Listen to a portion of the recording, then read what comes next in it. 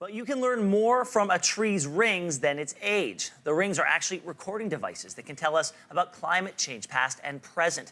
Joining us now for more is the aptly named Lisa Wood from the University of Northern British Columbia's Tree Ring Lab. Lisa, thank you so much for being here today. This is a fascinating discussion, a relatively new field of research. What information are we still learning from trees? We are learning lots from trees. There, as you said, a really great historical record of what their growing environments have been like through their lives.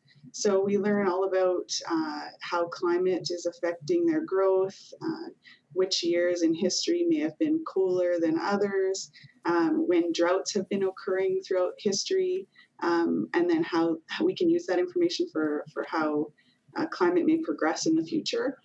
We can learn about insect infestations that have been around in history, fire intervals, the intensity of fires, even fungal pathogens that are moving through forests. And am I wrong that we can actually learn about galactic events through these tree rings as well? Well, I mean, trees grow in response to all sorts of different climate dynamics within our atmosphere. So if there are significant pressure anomalies that are being created, then I think that ties into temperature and humidity, which is what really controls tree growth. Now, you say researchers want to get to a point where they can understand sort of the stress levels that these trees are under, and what stress they can handle before they are in trouble. How will that help us in advancing the field of climate change study?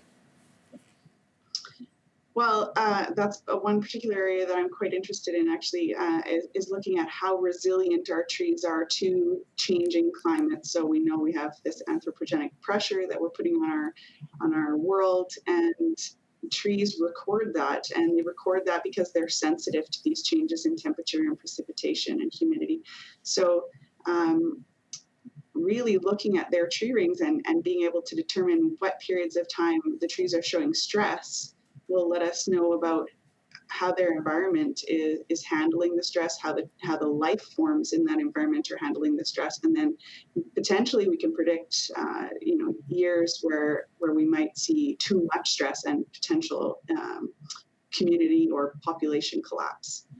Lisa, when I was a kid, I learned about the sort of the notion of tree rings, and they would tell you the age of the tree. That was a technique that was developed in the 1900s. I'm guessing that the technology that was developed back then has since evolved. How exactly are you learning all of this from these rings?